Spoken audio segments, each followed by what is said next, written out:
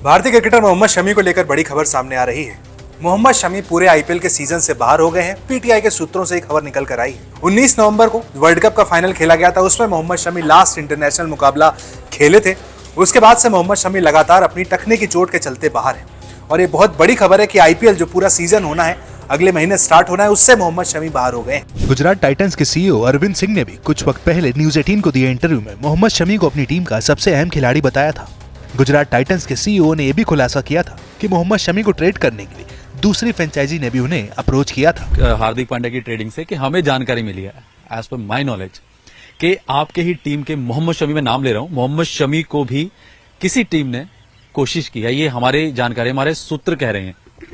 नहीं, देखो, किसी भी फ्रेंचाइज को हक बनता है कि वो अपनी टीम को और मजबूत करने के लिए अच्छे प्लेयर्स लें। मोहम्मद शमी ने जिस तरह की परफॉर्मेंस हमारी टीम के लिए, पर्पल कैप होल्डर थे पिछले सीजन में, वो बहुत ही अहम हिस्सा है हमारी टीम के। वो वर्ल्ड कप में आपने देखा जिस तरह से उन्होंने परफॉर्मेंस किया है, तो कोई भी टीम चाहेगी भी मोहम्मद शमी जैसा बॉलर उनकी टीम में आए।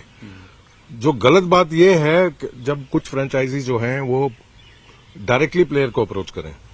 एक बीसीसीआई ने एक प्रोसीजर बनाया हुआ है कि किस तरह से ट्रेड होता है, किस तरह से ये एक्सप्रेशन ऑफ इंटरेस्ट होती है, बीसीसीआई के पास जाती है, जो फ्रेंचाइज से वो शेयर करती है, फिर फ्रेंचाइज डिसाइड करती है कि वो ट्रेड के बारे में बात करना चाहते हैं, नहीं करना चाहते हैं। तो मेरे हिसाब में ये गलत है किसी प्लेयर के पास, कोई भी फ्रेंचाइज हो, किसी प्लेयर के पास डायरेक्टली जाना या कोचिंग स्टाफ के पास डायरेक्टली जाना और बात करना ट्रेड के बारे में, वो गलत है। ये आपको जो पता चला, क्योंकि एक प्रोसीजर है बना हुआ, फॉर्मेट होता है ना हर एक चीज का, तो डायरेक्ट कोचिंग स्टाफ को आप अप्रोच किया गया, आपकी नॉलेज में बाद में आई बात क्या था? नॉलेज में बाद में आई बात, ऑब्वियसली हमारा सिस्टम, जो हमारे सिस्टम्स एंड प्रोसेसेस हैं, तो बात ऑफ कोर्स ये बात छुप तो सकती नहीं है eventually, because franchise eventually decide करेगी वो ट्रेड होना है नहीं होना है। और वो प्रोसेस जैसे मैं बता रहा हूं कि वो बीसीसीआई ने सेटअप किया हुआ है, तो बात तो खुलनी थी किसी भी तरह से, चाहे ऐसे या वैसे, बात तो खुलनी थी। मेरा कहना सिर्फ इतना है कि हम ऐसे काम नहीं करते, ना ही हम चाहते हैं कि कोई ऐसा काम। अगर सीधा सिंपल ट्रेड कैसे होता है, जब प्लेयर के लिए कॉन्ट्रैक्ट होता है, जब मेजर ऑक्शन होती है जो हर 3 साल बाद होती है, तो 1+1+1 ईयर का कॉन्ट्रैक्ट होता है।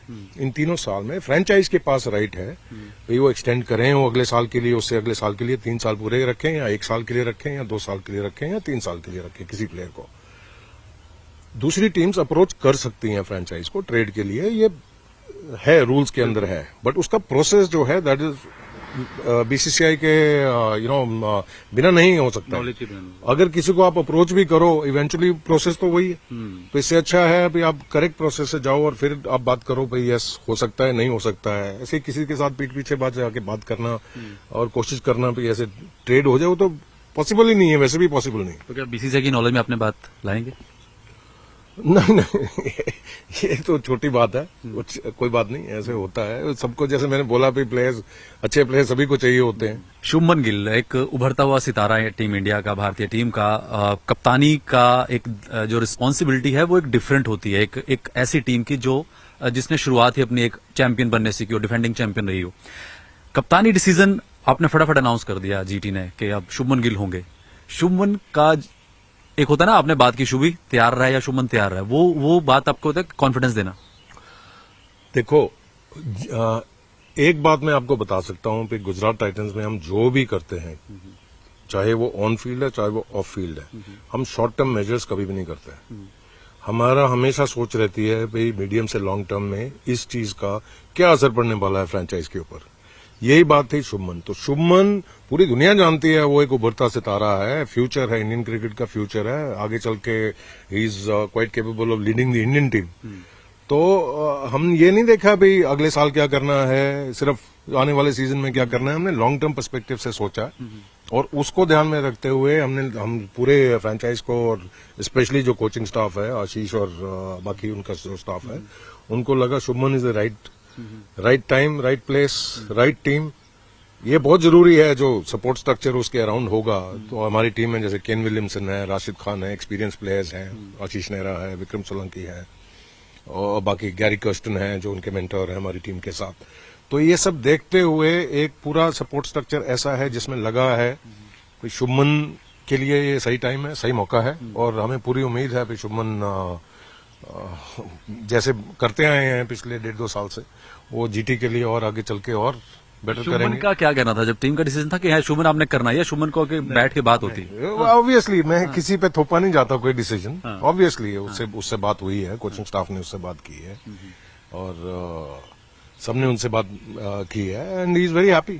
उनके लिए एक अच्छी अपॉर्चुनिटी है to showcase next level of leadership. देखिए, being an integral member of the team, और ये आई एम श्योर हर एक टीम में ऐसे होता होगा, कुछ प्लेयर्स ऐसे होते हैं जो मालूम है कि इस प्लेयर ने सारे मैचेस खेलने हैं, तो एक लीडरशिप ग्रुप बनता है।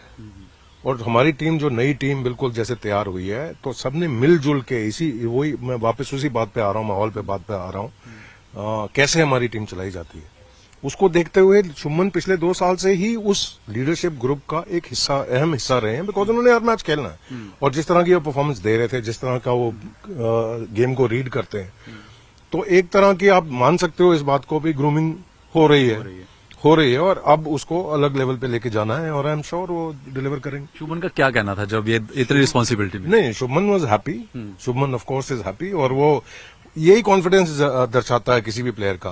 उसको पहले ये नहीं उसको लगा पे सडनली मेरे ऊपर ज्यादा responsibility, he is ready and he is raring to go, जैसे बोलते हैं। आशीष नेहरा और उसका स्टाफ, जो प्लेयर्स हैं जो जिनको चांसेस कम हैं खेलने के लिए, उनके ऊपर वो ज्यादा टाइम लगाते हैं। वो इंश्योर करते हैं कि उनको कभी ना ये लगे कि मेरे साथ इतना टाइम नहीं लगाया जा रहा, बिकॉज मैं अभी उस लेवल पे नहीं हूं जो मैं कंसिडरेशन में आऊं कि मैं प्लेइंग 11 में आ जाऊं। हो सकता है अनलेस कुछ चेंज हो। ये बहुत बड़ी बात है किसी भी टीम के लिए। जितना टाइम ये हमारा कोचिंग स्टाफ इन प्लेयर्स पे लगाता है, यंग प्लेयर्स पे, अपकमिंग प्लेयर्स पे, जो अभी पॉसिबली प्लेइंग 11 में नहीं आ सकते, लेकिन पूरा सीजन हमारे साथ रह के। एक एग्जांपल मैं आपको देता हूं, मोहित शर्मा। सबने माना कि उनका करियर खत्म हो गया हमारे साथ, मतलब एक प्लेयर जिसने इंटरनेशनल क्रिकेट खेला हुआ था, वो हमारे साथ नेट बॉलर थे 2022 में। 2023 में इस सीजन में आपने देखा उनको हमने ऑक्शन में लिया। मतलब एक इंटरनेशनल प्लेयर के लिए आके एक नेट बॉलर बनना एक फ्रेंचाइज के साथ, पूरा सीजन हमारे साथ उन्होंने काटा 2022 का, पूरा साल हमारे साथ टच में रहे।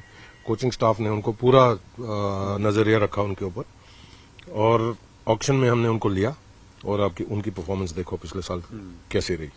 ये दर्शाता है इन्वॉल्वमेंट, और इससे बड़ा एग्जाम्पल आपको आशीष नेहरा का मैं दे नहीं सकता। इसी तरह से आप प्लेयर्स देखो, पहले साल में किसने हमें मौका दिया था?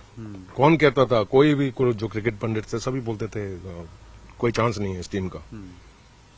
इसलिए हम टीम तैयार करते हैं। हमारे लिए नेम्स इतने ज्यादा इंपॉर्टेंट नहीं, हमारे लिए कैपेबिलिटी और परफॉर्मेंस ज्यादा इंपॉर्टेंट रखती है, वो भी एज अ टीम। वो ज्यादा हम उस पर ध्यान रखते हैं एंड दैट स्टेम्स फ्रॉम जो आशीष नेहरा और उनके बाकी कोचिंग स्टाफ जिस तरह से इस टीम को चलाते हैं, जिस तरह से उस माहौल को क्रिएट करके, जहां एक प्लेयर अपने से बढ़ चढ़ के अपना देना चाहता है परफॉर्मेंस ग्राउंड पे, उसके लिए फख्र की बात है कि मैं इस टीम के लिए खेल रहा हूं। उस तरह का माहौल हम बना के रखते हैं और आगे भी कोशिश रहेगी कि इसी तरह से रहे, और इसमें सबसे बड़ा हाथ आशीष नेहरा का है।